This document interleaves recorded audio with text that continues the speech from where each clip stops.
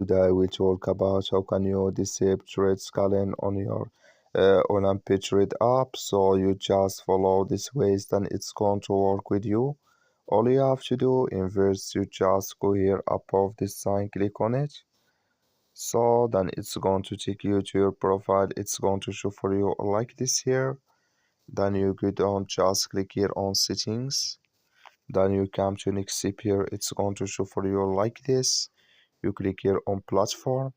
So then it's going to take you to this list here. Come here to trade scaling. Click in this sign or this color. Like you see here, color it's gone. That's mean trade scaling. It's disabled with us now. So that's all you have to do. That's all. I wish know you I get it.